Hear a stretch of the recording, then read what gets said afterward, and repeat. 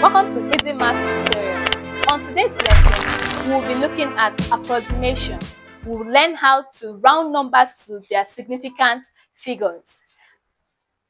On that note, we have numbers from 0 to 9.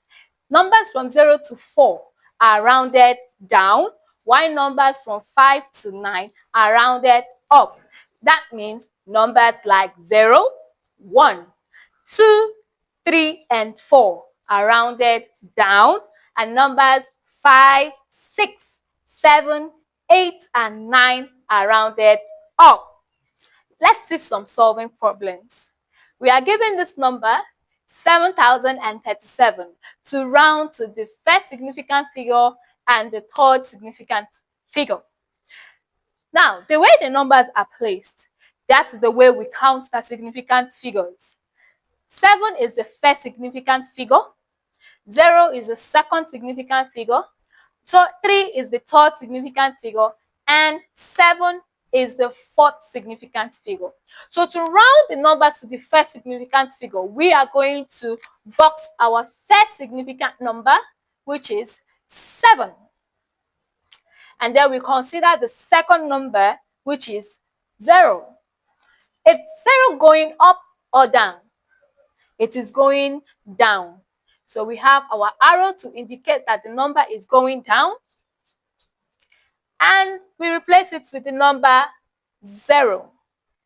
We replace the remaining others with the number 0. And we bring down our first number. So we can say that 7,037 rounded to the first significant figure will give us 7,000. All right.